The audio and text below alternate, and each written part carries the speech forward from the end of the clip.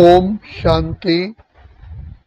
पतित पावन, सर्व के सद्गति दाता, कल्याणकारी, मुक्तेश्वर, पाप काटेश्वर पिता परमात्मा को हम द्वापर युग से पुकारते आए कि हे पिता, हम पर कृपा करो, हम बहुत दुखी हैं, हमारी जीवन रूपी नैया को पार लगाओ।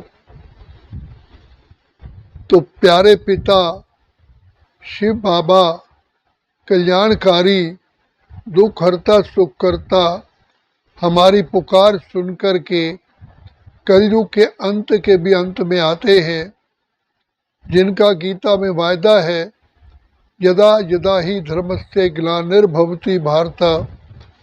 तो मैं परमात्मा बाप कहते हैं, मेरा आने का समय केवल एक ही बार होता है, वो भी कलयुग के भी अंत में, जब सारी सृष्टि पतित तमो प्रधान बन जाती है और सर्व आत्माएं इस सृष्टि पर विराजमान होती हैं, दुखी होती हैं, अशांत होती है, नाना प्रकार की समस्याओं से घिरी होती हैं। तो मुझे याद करते करते जब ये समय आ जाता है, तब मैं आकर के सर्व आत्माओं की रक्षा करता हूँ। हम बार बार कहते आए कि पिता परमात्मा, हमारे विषय विकार बिठाओ, हमें दुख से छुड़ा करके हमें प्रकाश की ओर ले चलो। तो भगवान आकर के, जो हमारे प्यारे पिता है, वो आकर के हम बच्चों को सबसे पहले ज्ञान का दीप जलाते हैं, हमें अपनी पहचान देते हैं कि बच्चे, तुम स्वयं अपने आप को ही भूल बैठे हो। तो बाबा ने आकर के आत्मिक स्मृति का तिलक लगाया, अर्थात हमें थर्ड आई ऑफ विजडम, बुद्धि का नेत्र प्रदान किया। हम कहते भी आए कि नयनहीन को राह दिखाओ, प्रभु पग पग ठोकर खाऊं। माया ने, पांच विकारों ने हमको बिल्कुल ही अंधा कंगाल बना दिया। तो शिव बाबा हमारे प्यारे पिता आकर के हमको तीसरा नेत्र बुद्धि का जगा करके हमें पहचान देते हैं कि वास्तविक तुम आत्माएं कौन हो। तो बाबा ने ही आके बताया कि बच्चे, तुम तो आत्मा हो, लेकिन तुम अपने को शरीर समझ बैठे हो। इस कारण ही, देह अभिमान के कारण ही तुम्हारे अंदर विकारों की प्रवेशता हुई और विकारों ने अपना पूरा ही तुम्हें गुलाम बना दिया। माया ने अपने जंजीरों में बांध दिया। तो पिता परमात्मा ही रक्षक है, वही हमारी बिगड़ी को बनाने वाला है, वही हमें रास्ता बताते हैं मुक्त होने का। तो शिव बाबा ने हमको कहा कि बच्चे, तुम आत्मा हो, मैं तुम्हारा पिता, आत्माओं का पिता, मैं भी आत्मा ही हूँ, जिसे परम आत्मा कहते हैं।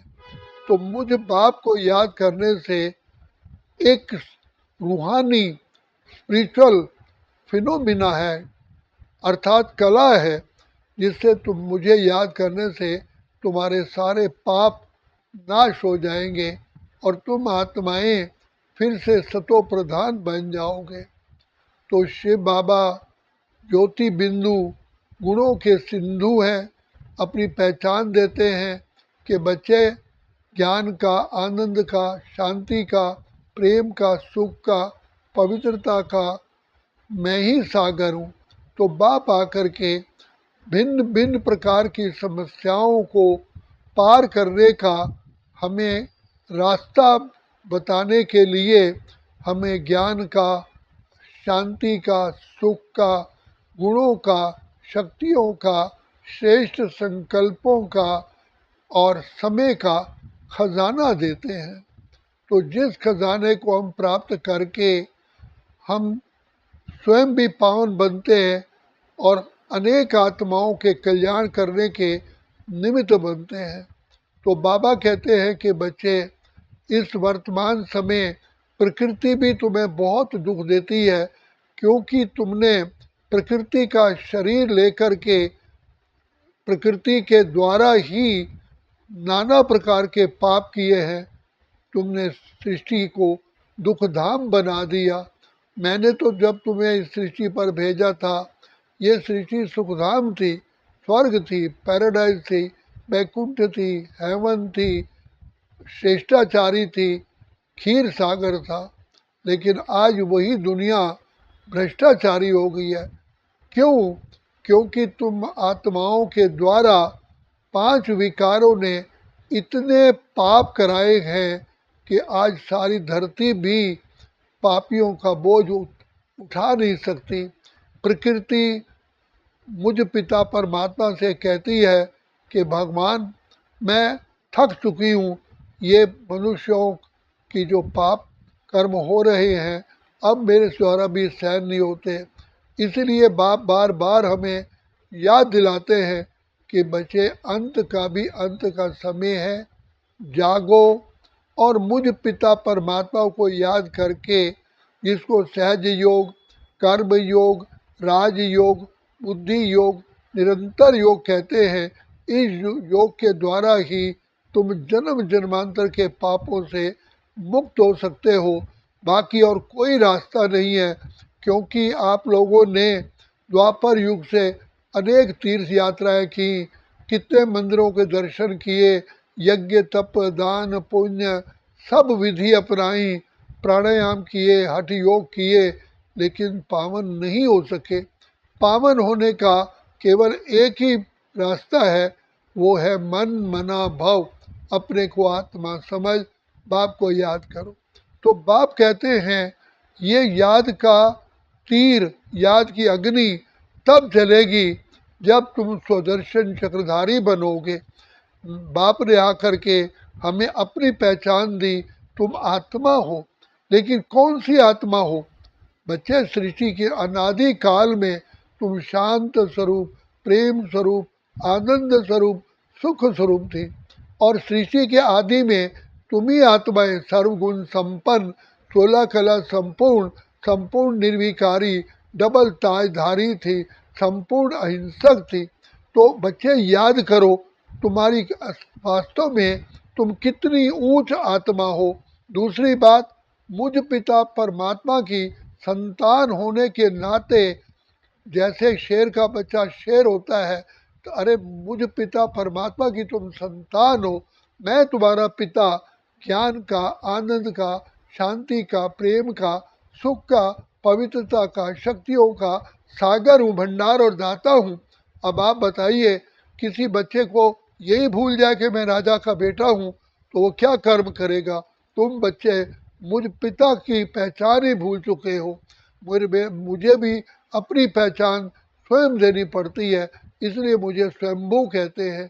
तो मैं आकर के अपनी रचना को, अर्थात अपने बच्चों को, मैं अपना भी परिचय देता हूँ और सृष्टि के आदि मध्यंत का ज्ञान देता हूँ। सृष्टि के आदि में तुम ही सत्व प्रधान थे, फिर सतो गुणी, फिर रजो प्रधान, तमो प्रधान हुए।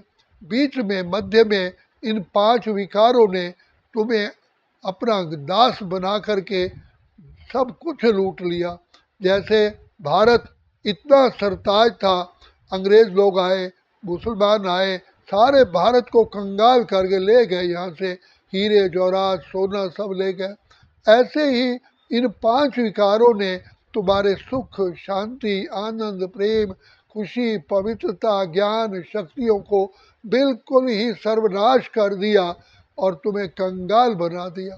कहाँ तुम महान आत्मा, पुण्य आत्मा, श्रेष्ठ आत्मा, देव आत्मा, पवित्र आत्मा थे? बच्चे सोचो, तुम कौन सी आत्मा हो? तो मैंने जो सर्वश्रेष्ठ रचना रची थी, उसमें भी तुम अति सर्वश्रेष्ठ थे। तुम महान आत्माएं हो, पुण्य आत्मा। तो बाबा बार बार हमको इंजेक्शन लगाते हैं, तुम कौन सी आत्मा हो? तुम भगवान के बच्चे कहलाते हो, तुम तो भाग्यवान थे, तुम श्रेष्ठ आत्माएं थे, देव आत्माएं थे। तुम्हारे कारण ही ये सृष्टि सतो प्रधान रहती है, स्वर्ग कहलाता है। अब तुम ही आत्माएं इतने पति तमो प्रधान बन गए हो, यह सृष्टि नर्क हो चुकी है, पांचों तत्व भी दुख देने वाले हो गए हैं। अब बाबा आकर के हमको याद दिलाते हैं कि तुम्हारा घर तो परम धाम है, मुक्ति धाम है। मैंने केवल तुम्हें इस सृष्टि पर खेल खेलने के लिए भेजा, तो खेल खेलते खेलते तुम स्वयं को भूल गए, बाप को भूल गए, घर को भूल गए, अपने निज धर्म को भी भूल गए, फिर इस सृष्टि चक्र को भूल गए कि तुम तो खेल खेलने आए थे, तुम फंसने थोड़ी आए थे। तो ये सृष्टि नाटकशाला है, तुम पार्ट बजाने आए थे। हे आत्माओं, तुम्हारा पार्ट पूरा हुआ है, अब मैं तुम्हें वापस ले चलने आया हूँ, लेकिन तुम्हारे पंख ही टूट गए हैं। तुम्हारे पंख है पवित्रता के और शक्तियों के, वो माया पांच विकारों ने तुम्हारे पंख तोड़ दिए हैं। अब मैं तुम्हें विधि बताता हूँ, मेरे लाडले, मेरे मीठे, मेरे सिक्की लदे बच्चों, जितना मुझ बाप को याद करोगे, तुम्हारे फिर से खोई हुई शक्ति वापस आ जाएगी। जैसे लोहे पर जंग चढ़ जाती है तो वो लोहा बिल्कुल ही बेकार सड़ जाता है, तो बाप आकर के फिर से हमारे अंदर जो पांच विकारों की जो अलॉय है, जो मिक्सचरिटी है, जो गंदगी है, उसको दूर करने का सहज मार्ग बताते हैं। वो है बाबा की मीठी मीठी मीठी मीठी प्यारी प्यारी याद। तो बाबा कहते हैं सबसे प्यारा शब्द है मेरा बाबा, मीठा बाबा, प्यारा बाबा। अरे बच्चे, मैं तुम्हारे जन्म जन्म के पापों को नाश करने आया हूँ, तुम्हारे जन्म जन्म के कर्जों को चुकाने के लिए आया हूँ, सर्व आत्माओं को पावन बनाने के लिए आया हूँ, कांटों के जंगल को फूलों का बगीचा बनाने आया हूँ, तुम्हें भ्रष्टाचारी से श्रेष्ठाचारी बनाने आया हूँ। तो बच्चे, तुमको बाप के साथ कितना प्यार होना चाहिए, और बिना किसी सजाए खाए, बिना किसी मुक्त उसके मैं तुम्हें मुक्त करने आया हूँ। तो इसीलिए बाबा बार बार कहते हैं कि बच्चे, जीवात्मा अपना ही मित्र अपना शत्रु है, मैं तो मार्ग दिखाऊंगा, दिखाता हूँ, बाकी चलना तो तुम आत्माओं को है।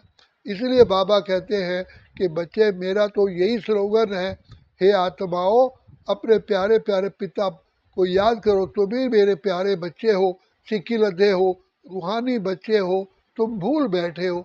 तो बाबा कहते हैं कि बच्चे, बाप को याद करो, पवित्र बनो, योगी बनो, तो तुम्हारे अंदर ऑटोमेटिकली श्रेष्ठता, दिव्यता, महानता, अलौकिकता प्रकट होगी। जैसे कपड़ा मैला होता है तो धोबी उसको साफ करता है, तो जब वो मैल उतर जाती है, उसका ओरिजिनल रूप, सुंदरता प्रकट होती है। ऐसे ही तुमको माया पांच विकारों ने बिल्कुल ही पतित तमो प्रधान दैवी बुद्धि से आसुरी बुद्धि बना दिया है। अब मैं असुर को मानव, मानव को देव बना रहा हूँ।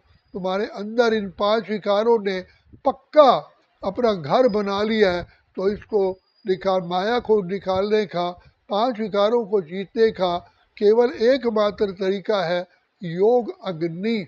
इसलिए बाबा बार बार कहते हैं, लाडले बच्चे, शिव से योग लगा, सारे रोग मिटा, तुम बुद्धिमान बन जाओगे, गुणवान बन जाओगे। और प्रैक्टिकल हम देखते हैं, बाबा को याद करने से हमारे अंदर दैवी गुण प्रकट होते हैं।